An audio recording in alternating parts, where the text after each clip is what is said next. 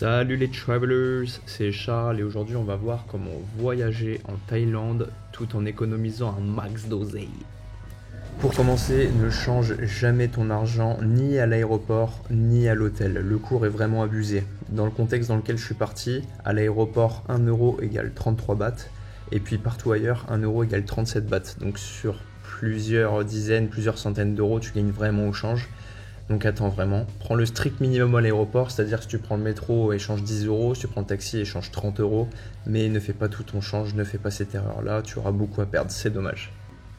Lorsqu'on retire au distributeur, il y a les frais de la carte française, donc entre 4 et 6 euros selon votre banque, et il y aura 220 bahts de frais par la banque thaï, et ces frais sont inévitables. Donc pour moi, il y a deux solutions. Numéro 1, venir avec un max de liquide et le changer sur place pour éviter au maximum les frais lorsqu'on tire au distributeur. Numéro 2, et pour moi c'est la meilleure chose à faire, avoir une carte multi-devise pour éviter les frais bancaires. D'ailleurs, peu importe le pays dans lequel tu voyages, moi ce que je te recommande c'est de prendre Wise. Donc auparavant ça s'appelait TransferWise, c'était déjà mondialement connu pour les transferts interdevises puisqu'ils ont les taux de change les plus intéressants du marché. Maintenant ils font carte bancaire, tu vas payer une seule fois la carte 7 euros, donc c'est les frais d'envoi. Et ce compte-là va te permettre de transférer tes euros dans n'importe quelle devise. Ça se fait en moins de 30 secondes avec les taux de change les plus intéressants du marché. La carte va reconnaître automatiquement la devise dans laquelle tu vas payer. Donc par exemple, moi sur mon compte Wise, j'ai des euros, j'ai la monnaie vietnamienne, j'ai des bahts, j'ai des kwai. Et lorsque par exemple là en Thaïlande je paye dans un café, la carte utilise automatiquement mes bahts et je n'ai pas de frais de change. Cette carte-là ne permet d'avoir aucun frais. J'avais déjà dû être surpris en réservant un hôtel Booking par exemple 200 euros et avoir 10 euros de frais. Et bah cette carte-là ne va permettre d'avoir aucun frais parce que vous allez tout payer en devise locale. C'est très rapide. Vous avez une application, le transfert se fait de votre banque à l'application en quelques minutes. Vous changez et en fait c'est comme si vous aviez un compte bancaire dans chaque pays. C'est super pratique.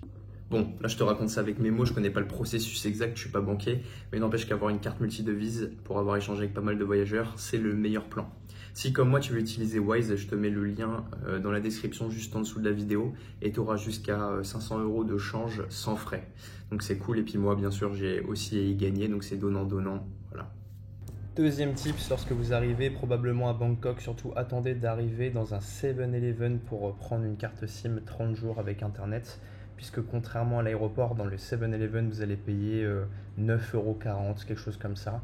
Et à l'aéroport, ça sera près des 30 euros. Donc attendez d'arriver en ville pour prendre une carte SIM avec Wi-Fi. Troisième chose à savoir pour économiser de l'argent en voyageant en Thaïlande, c'est d'éviter les tuk-tuk et les taxis. Puisque c'est des attrapes touristes et les prix sont plus chers. Il faut favoriser le BTS, le MRT et le taxi-boat. Donc le SkyTrain, le métro et les taxi-boats sont les meilleures méthodes et les méthodes les moins chères pour bouger. Par exemple, de l'aéroport à mon premier hôtel, j'en ai eu pour 3 euros et en taxi, c'était environ 17 euros. Donc privilégiez le SkyTrain, le métro et les taxi-boats. Bien évidemment, l'application incontournable ici, c'est Grab. Vous téléchargez Grab sur iOS Store ou Android. Et pour bouger, il y a un local qui viendra vous pick-up, vous montez dans sa voiture ou derrière son scooter et pour quelques euros, vous traversez la ville à Bangkok ou alors n'importe où en Thaïlande. Et aussi pour se faire livrer la nourriture, c'est la même application, donc Grab. Plus cher ne veut pas dire meilleur. Ça sert à rien de payer je ne sais combien l'entrée en boîte pour aller voir un DJ alors que les événements à l'extérieur sont d'une qualité incroyable. Ici, il y a des spectacles à tous les coins de rue et à chaque fois, c'est excellent. En s'éloignant des quartiers touristiques, tu pourras avoir une coupe de cheveux pour 2 euros, 2-3 euros, contre une coupe à 10 ou entre 10 et 15 euros dans les quartiers touristiques pour exactement la même prestation. C'est exactement la même chose lorsque vous achetez des affaires et des souvenirs, donc observez autour de vous, les biens et les services les plus chers ne sont pas forcément les meilleurs. Avec nos standards européens, quand on voit la street food pour la première fois, ça peut faire peur. Mais la vérité c'est que rapport qualité-prix, il n'y a pas mieux. C'est frais, c'est bon, les pâtes sont délicieuses, le riz est excellent, le poulet, j'en parle même pas. Aller en Thaïlande, c'est manger la street food. Aller dans les pays asiatiques, c'est manger la street food. Et avec la street food, on va se retrouver avec une quantité équivalente à la nourriture européenne ou autre pour un prix qui est 3 fois moins élevé. Venir en Thaïlande pendant la saison des pluies va vous faire économiser beaucoup d'argent, ne serait-ce que pour le prix du booking, le prix de l'avion et les prix sur place. Et en plus de ça, il y aura beaucoup moins de touristes et on pourra apprécier nos vacances encore plus. En tant que Français, en tant qu'étranger, quand on arrive dans un pays, naturellement, on a envie de se rapprocher des Français. Mais se faire des amis locaux, c'est aussi avoir les meilleurs plans, c'est s'écarter des endroits touristiques et trop chers. Et c'est surtout vivre des moments inoubliables avec des personnes incroyables. Pour la petite anecdote, j'ai rencontré Dan dans l'avion et vous savez, au moment où l'avion décolle, on a les oreilles qui se bouchent et j'avais des manteaux sur moi, donc j'en ai proposé à ma gauche, la personne a dit non. J'en ai proposé à ma droite, la personne a dit oui avec un grand sourire. Donc on a discuté et c'était cette fameuse dame.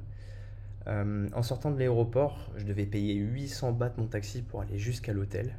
Et elle m'a proposé de venir avec elle. J'avais pas compris au début, je pensais qu'on allait prendre un taxi ensemble pour se diviser les coûts. Mais il s'est avéré qu'en fait, elle travaille donc à Phuket et elle avait une voiture sur place. Donc on a pris sa voiture et elle m'a amené gratuitement jusque chez moi. J'insinue pas qu'il faut profiter de la gentillesse des gens, mais la vie nous présente des opportunités et quand elles sont là, il faut les saisir.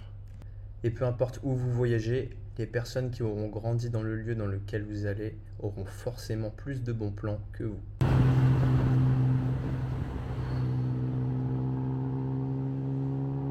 N'oubliez pas que tout ce qui n'a pas de prix est négociable. J'ai réussi à négocier même mon abonnement à la salle de sport. Donc vraiment, n'hésitez pas à négocier quand il n'y a pas de prix. Bien sûr, lorsqu'il s'agit de nourriture et qu'on vous demande 100 bahts, vous n'allez pas négocier de la nourriture, hein, il faut bien qu'ils survivent. Et au contraire, rajouter 10, 20, 30 bahts, c'est quelques centimes ou 1 euro pour nous, c'est pas grand chose. Et pour eux, c'est énorme. Donc n'hésitez pas à donner et à rendre ce monde meilleur. Sur ce, si tu as aimé cette vidéo, n'hésite pas à mettre un like, ça me ferait énormément plaisir. Abonne-toi et on se voit bientôt pour de nouvelles aventures. Ce fut un plaisir de faire cette vidéo. À bientôt les amis.